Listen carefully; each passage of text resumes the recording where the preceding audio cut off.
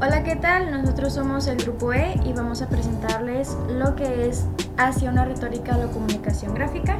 Nuestro equipo está conformado por Alejandra de Santiago, Adriana Piña, Leslie Garay y Sofía Valdivieso.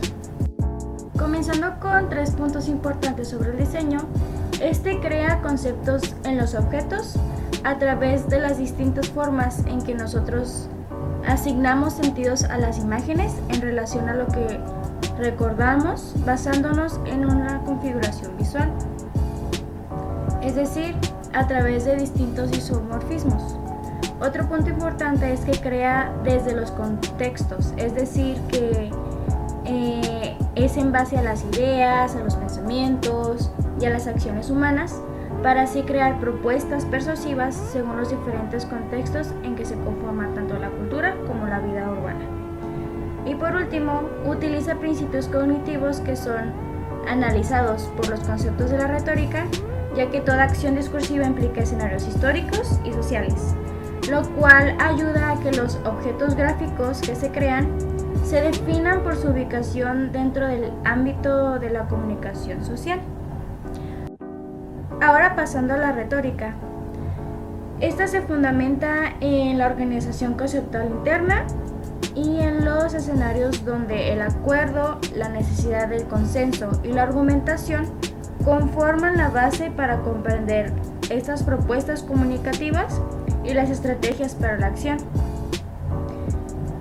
Otro punto importante de la retórica es que su estudio del diseño reubica a los objetos gráficos dentro de su contexto histórico y público, haciéndolos parte del debate cultural, revelando su aportación cognitiva para la vida social. Ahora pasando al discurso de la lectura, tenemos que la modulación de la lectura y la organización de los textos son formatos evolutivos en donde se captura gráficamente nuestros pensamientos y expresiones, de los cuales se reconoce que han ayudado en la formación de nuestra educación y aprendizaje.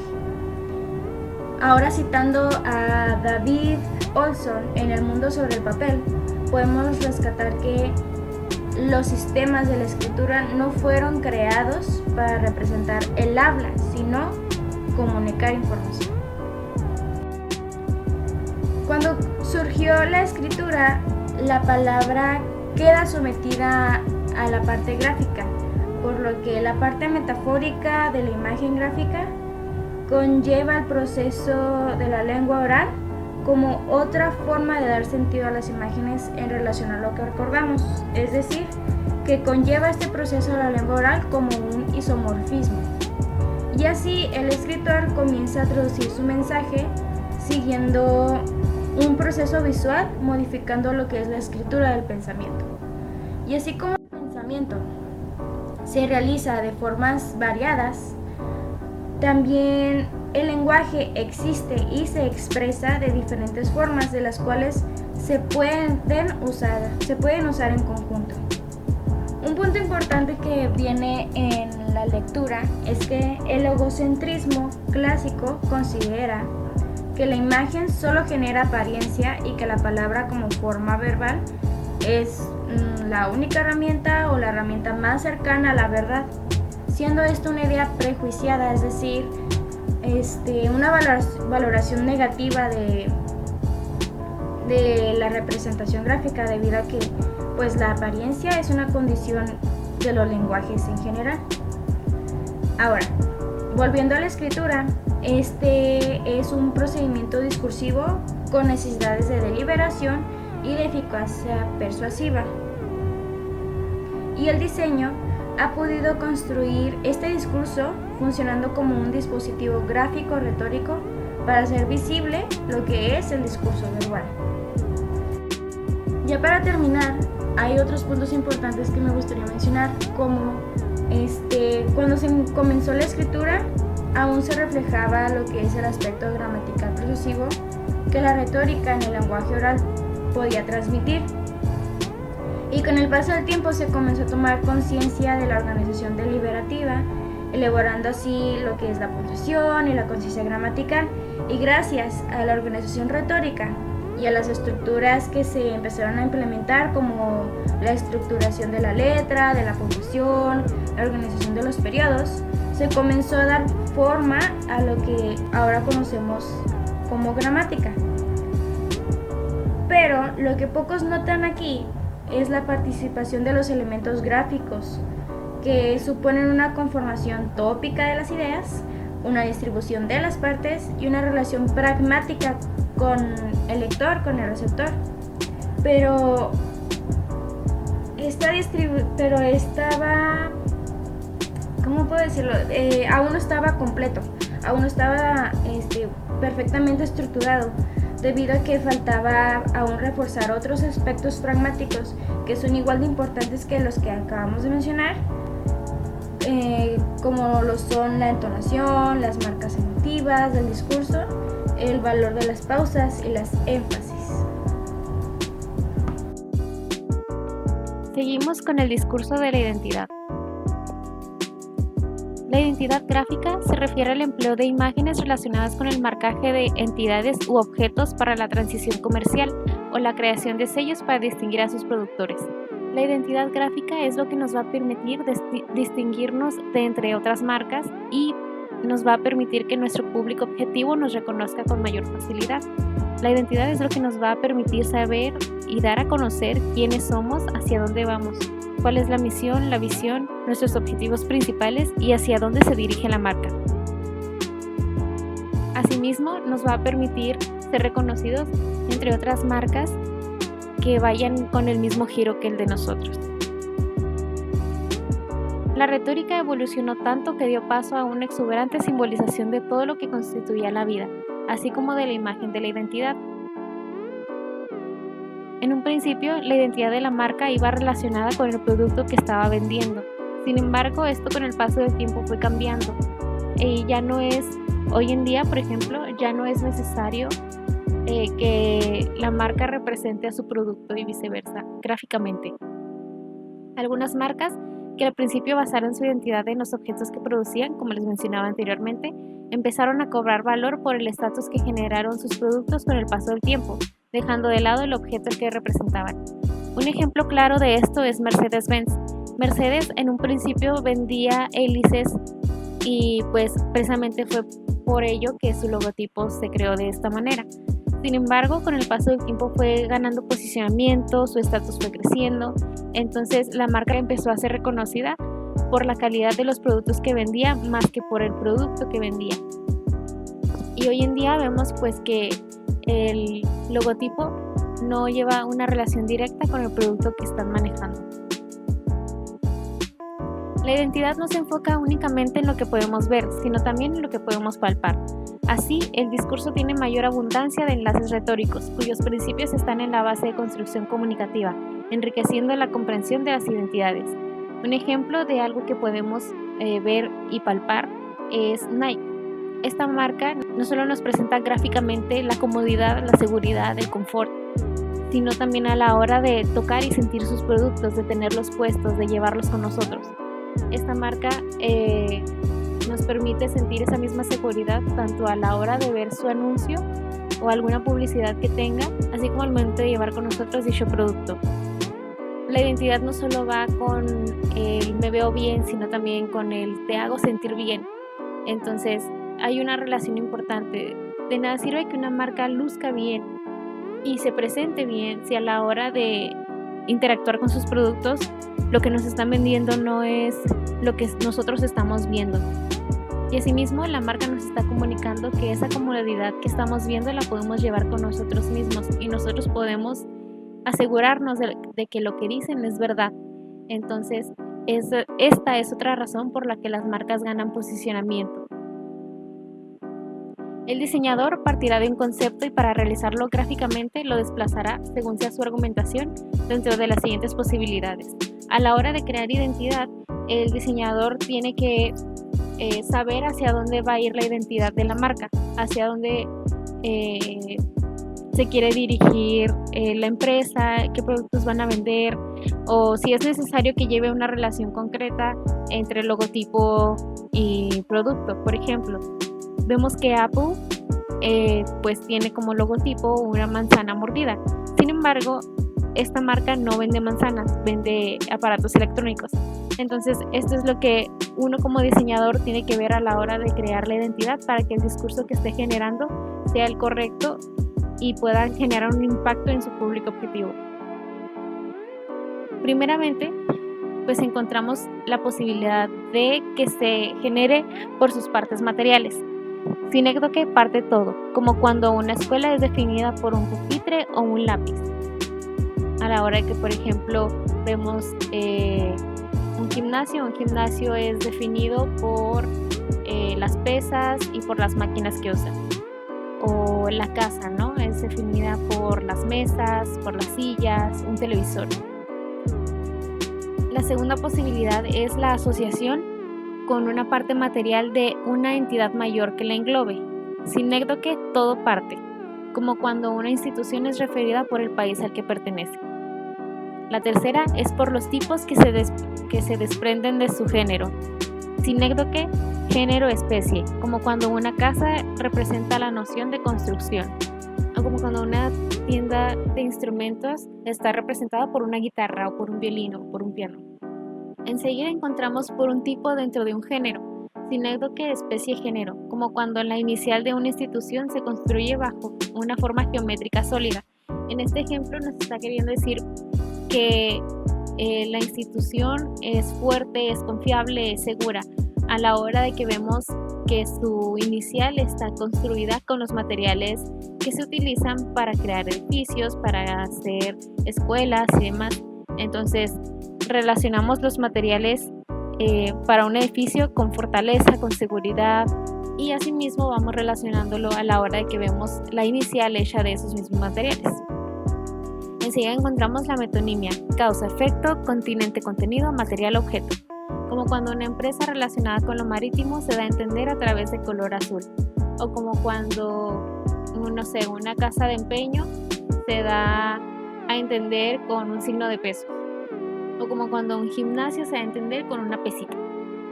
Y finalmente encontramos por metáfora, cuando una idea se da a entender en términos de otra, como cuando la idea de liderazgo o poder se emblematiza con un águila, o cuando le dicen a alguien que viene caminando como tortuga, o como cuando le dicen a alguien que es tan fuerte como un huracán, o como cuando dicen tus ojos brillan igual que el sol, cosas de ese tipo.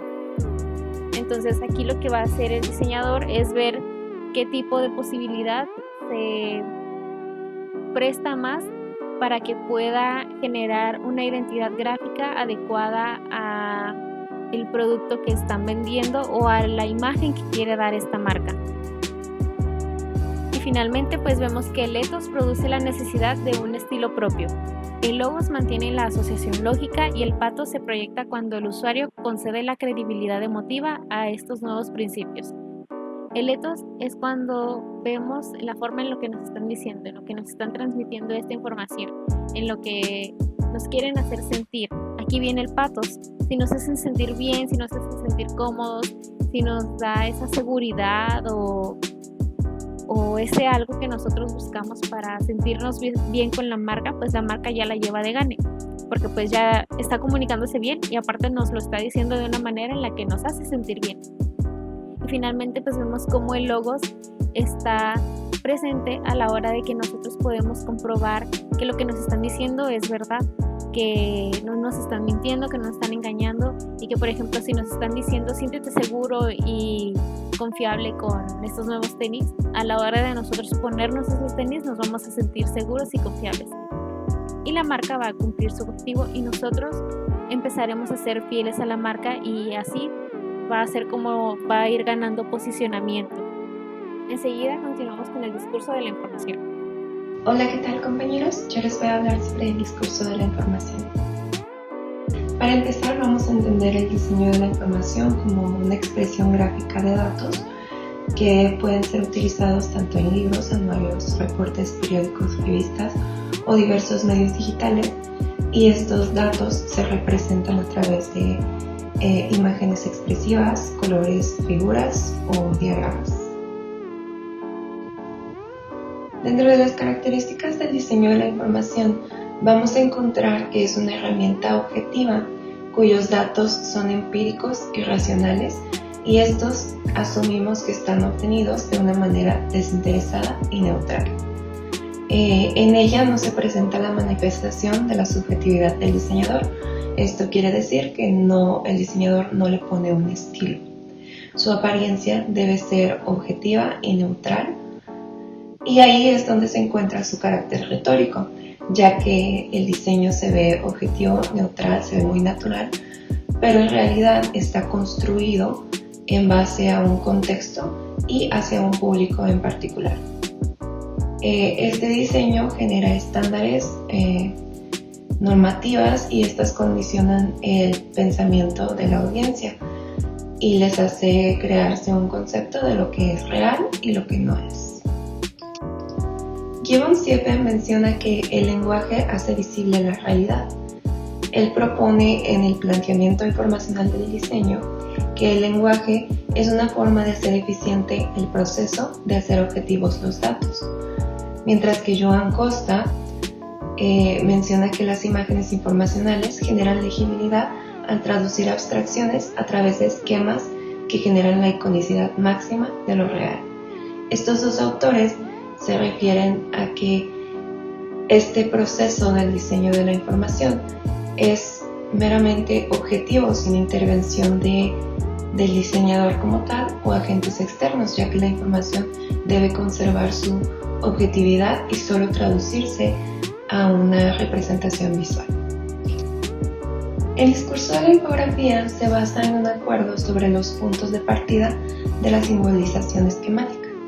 Esto quiere decir que primero obtenemos los datos y a partir de ellos vamos a decidir cómo representarlos a partir de un fin de comunicación, que es lo que queremos representar, ¿no?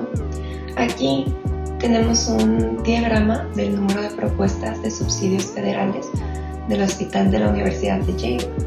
En este esquema podemos ver que la disposición y la representación que aquí le dieron es para persuadir a la audiencia acerca de la legitimidad de lo que la institución está haciendo. Es para que la audiencia se cree este concepto de que la institución está haciendo cosas positivas, cosas buenas. Sin embargo, detrás de esta información que sí es objetiva, hay muchos otros datos que pueden a lo mejor comprobar que la institución está haciendo tanto cosas buenas como otras que no son tan favorables, ¿no? Sin embargo, aquí solo estamos representando la porción de la información de la que queremos que el público se convenza. Por lo tanto, es ahí donde encontramos a la retórica dentro del diseño de la información. Para el diseño de la información tenemos que pasar por 3 fases fundamentales. La primera, que es la fase de inventio, nos vamos a ubicar dentro de un contexto y dentro de ese contexto vamos a obtener la información que tenemos disponible y vamos a empezar a discriminar qué información nos es útil para el fin que queremos lograr. En la segunda fase, en la fase de dispositivo, vamos a comenzar a acomodar los elementos y a establecer relaciones entre los fenómenos para lograr un esquema de qué es lo que queremos comunicar. Y finalmente vamos a pasar a la realización de la expresión visual de las ideas a través de metáforas. Estas metáforas son lo que conocemos como los esquemas, los diagramas, las gráficas, porque pues es una representación metafórica de datos, ¿no? A final de todas estas fases vamos a tener una manifestación explícita del pensamiento, que son significativos según el contexto en el que ellos están dispuestos. Ahora vamos a ubicar la retórica dentro del diseño de la información. King Ross decía que la retórica es el arte de la elocuencia. Él afirma que la información no puede ser posible sin la retórica, ya que tan pronto se le da una forma concreta a esta información, se inicia un proceso de la retórica donde interpretamos la información para llegar a una imagen diagramática. Como lo había mencionado antes, el hecho de discriminar la información, de acomodarla de cierta forma y representarla en algún tipo de diagrama o de gráfico es en sí un proceso retórico, porque estamos haciendo que la información se perciba de cierta forma por la audiencia, por lo tanto estamos tratando de persuadir. Otto Neurath concebía la información como un conocimiento instructivo, por lo que él buscaba generar un lenguaje visual que fuera capaz de sustituir las palabras para dar paso a un lenguaje ordenado y universal a través de la lógica, la geométrica, las matemáticas y la observación. Esta tesis tuvo su expresión más popular en las señalizaciones y en los emblemas. Entonces aquí lo que se buscaba era llegar al máximo grado de abstracción y de iconicidad para transmitir mensajes, ¿no? Entonces nosotros conocemos lo que ahorita pues, es la señalización, conocemos estos iconos, pero esta información, a pesar de que sí puede ser universal, depende también mucho del contexto en el que ella se encuentra. Por ejemplo, tenemos el pictograma de una mujer y el de un hombre. Y podemos entender que se refiere a una mujer y a un hombre porque el pictograma de la mujer tiene una vestimenta que puede ser común dentro de el contexto occidental, por ejemplo, ¿no? Pero entendemos que es hombre y mujer porque están uno al lado de otro. Por ejemplo, en el icono que está abajo, que es de elevadores, tenemos aquí pictogramas que son de hombres dentro de un elevador. Entonces, esto no nos quiere decir que es un elevador solo para hombres, sino que es un elevador y que las personas pueden entrar en él, ¿no? Entonces, aquí es donde entra el carácter retórico también dentro de estos lenguajes universales, que a pesar de que es información objetiva, no excluyen a la subjetividad, porque depende del contexto en el que ellos se encuentran, es la información que nosotros vamos a recibir. Finalmente, podemos concluir que en el diseño de la información, la retórica no desaparece, sino que se hace menos reconocible.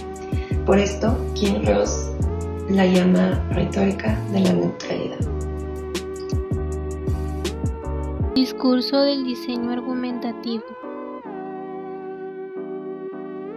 En los temas anteriores hemos visto cómo las formas gráficas por su situación retórica constituyen implícitamente argumentaciones, los parámetros editoriales, las fórmulas de identidad y las estrategias del diseño de información presentan a partir de su propio carácter puntos de partida que son necesariamente persuasivos y no objetivos o basados en la mera legibilidad.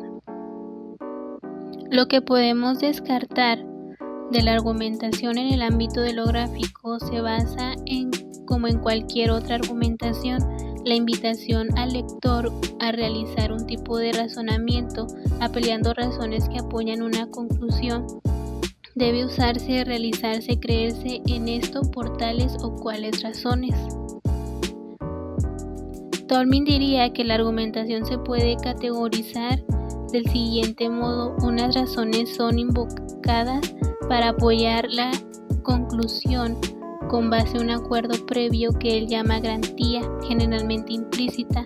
Los hombres en general acuden a este tipo de producción discursiva para ganar la adhesión a alguna idea. Tal fenómeno establece condiciones de análisis específicas para los procesos de comunicación, pues se aleja claramente del puro silogismo lógico y no solo es válido para el diseño gráfico, sino también para el conjunto de los discursos. Es una condición al parecer inherente al uso del lenguaje. Aquí está un cuadro comparativo de la garantía, que sería garantía, razones, conclusión, inherencia. Notemos que la garantía es la base en virtud de la cual unas razones pueden legitimar una inferencia hacia la conclusión, e incluso en tanto al que la garantía solo puede prevenir de la existencia de acuerdos, es posible que puedan surgir refutaciones de su confrontación. Aquí tenemos un ejemplo que es un cuadro comparativo de la interdependencia dialéctica de la garantía, las razones, la inherencia y la conclusión, según Tolmin, que en la garantía es la experiencia clínica indica que X enfermedad exige tratamiento con penicilina. Las razones, este paciente tiene esta enfermedad, por tanto, en la conclusión necesita tratamiento con penicilina. Y la interferencia, a menos que el paciente sea alérgico a la penicilina. El arte argumentativo consistiría entonces en encontrar los recursos útiles para cada caso particular. Así el diseño tendrá que plantearse no en términos visuales, sino en términos de vinculación con la opinión a los juicios, pues el argumento ya no solo es una imagen lo que se diseña. Y aquí tenemos dos imágenes, que la primera es el anuncio de American Honda Motor y el segundo es un anuncio de VW. Aquí tenemos la argumentación de American Honda, que sería: en la garantía, que es lo valioso en un automóvil es su alto desarrollo tecnológico. Este es el acuerdo que puede aceptar el público. La razón es que el auto es tan avanzado como el avión que se muestra. Por tanto, en la conclusión, esta marca tiene lo que es deseable. Y la interferencia es a menos que se busque la sencillez o la economía. Aquí está el argumento del anuncio de VW, que la garantía es lo valioso en un automóvil es su seguridad. La razón es que VW tiene sistemas avanzados de seguridad, y la conclusión es que esta marca tiene lo que es deseable. De hecho, como señala Ann Taylor, estableciendo sus primicias en el ámbito de la argumentación, el diseño utiliza creencias existentes para inducir nuevas creencias en la audiencia. Los diseñadores persuaden a la audiencia dando referencia a los valores establecidos o aceptados y distribuyen esos valores a nuevos objetos. Aquí tenemos un cartel, muestra de argumentación de cantidad por la hipérbole. Estaría basado en un argumento de cantidad, puesto que son la magnitud de la ubicación y el número de equipos que ofrecen las razones por las cuales se busca aumento de cantidad, puesto que son la magnitud de la ubicación y el número de equipos que ofrecen las razones por las cuales se busca amparar la validez de la marca, magnitud que en su uso elocución es además exagerada, lo que hace que el argumento se exprese como una hipérbole. Aquí tenemos otros dos carteles. El primero es un ejemplo de litote y el otro es un ejemplo de argumentación por la estructura de lo real según Perelam. El primero es parte del lugar del orden, pues propone que aunque el modelo del auto que se anuncia está chocado, es más importante el hecho de que los cinturones de seguridad salven a un pasajero de lo que se desprende de la inversión del orden que se presenta en el anuncio como un litote. En el segundo cartel es donde parte del hecho que se espera reconocido por todos de que existe distribución ecológica en los lugares donde mueren tortugas, con lo que se busca exponer la insuficiencia de las acciones de la ONU. La argumentación no establece una sola ruta, sino que posibilita numerosos caminos y opera con distintos acuerdos y razones entre las que debe elegir el diseñador.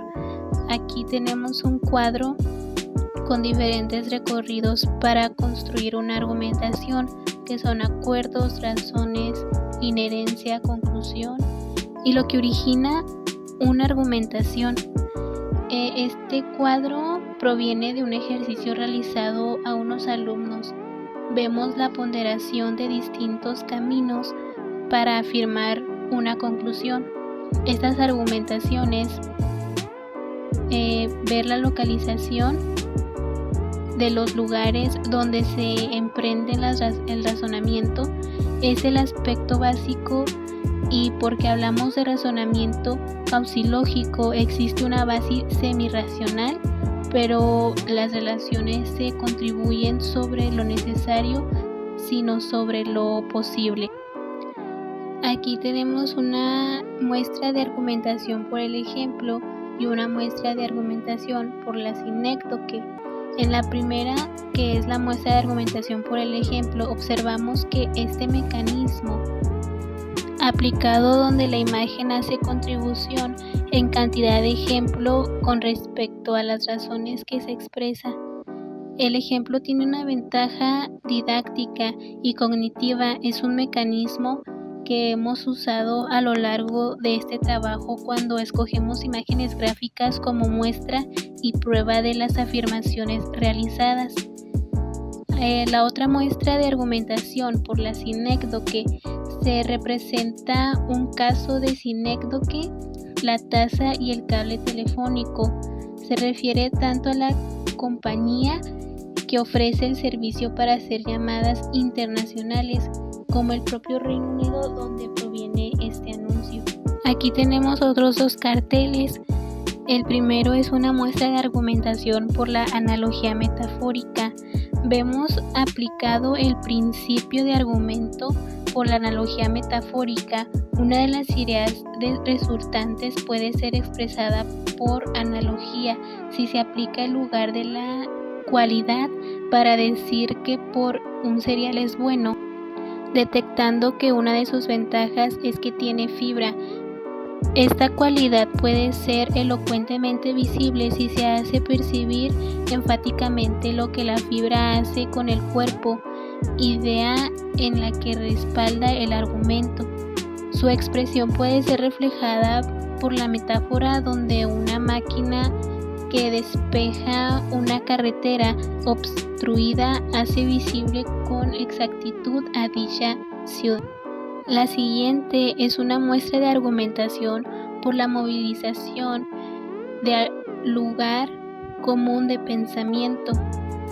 Podemos ver los principios en una revista de literatura, se anuncia, pero previamente ha identificado que el valor de sus textos y su trabajo editorial radica en la calidad de su contenido y de su carácter no ortodoxo, que dan una idea de los acuerdos que pretenden movilizar frente al auditorio. La buena literatura toma tiempo y sus lectores no son necesariamente gente típica y normal. La idea de la calidad y libertad y pensamiento cobran presencia cuando el anuncio dice: bienvenidos bisexuales, drogadictos y locos al mundo de la buena literatura, y esa es la idea que se ilustra con las fotos.